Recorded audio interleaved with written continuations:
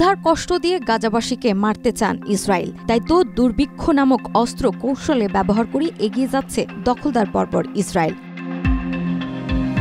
গাজা উপত্যকার চলমান মানবিক সংকট শুধু একটি সাধারণ দুর্ভিক্ষ বা যুদ্ধের পার্শ্ব প্রতিক্রিয়া হিসেবে নয়, বরং এটি সুপরিকল্পিত যুদ্ধ কৌশল হিসেবে বর্ণনা করেছেন ফিলিস্তিনি গবেষক ও পরিবেশ নীতি বিশেষজ্ঞ ফুয়াদ আবু সাইফ।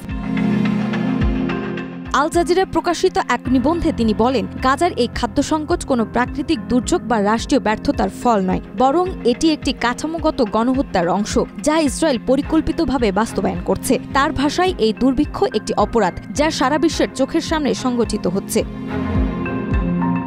আবু সাইফের তথ্য অনুযায়ী আন্তর্জাতিক সংস্থাগুলোর রিপোর্টে দেখা গেছে গাজার ৯৫%-এরও বেশি কৃষিজমি ধ্বংস হয়ে গেছে।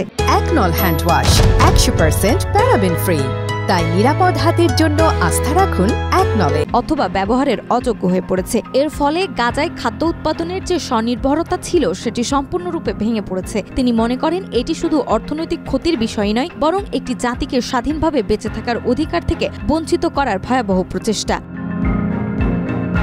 আন্তর্জাতিক সম্প্রদায়ের ভূমিকা নিয়েও প্রশ্ন তুলেছেন আবু সাইফ। তিনি বলেন, যখন শিশু খাদ্য, বোতলজাত পানি বা ময়দার মতো পণ্যকে রাজনৈতিক দর কষাকষির অংশ বানানো হয়, তখন এটি আর মানবিক সংকট থাকে না, এটি হয়ে ওঠে নিষ্ঠুর রাজনৈতিক চাপ প্রয়োগের হাতিয়ার। তিনি বলেন, ইতিহাস গাজার এই অধ্যায় মনে রাখবে কারা প্রতিবাদ করেছিল আর কারা নীরব ছিল।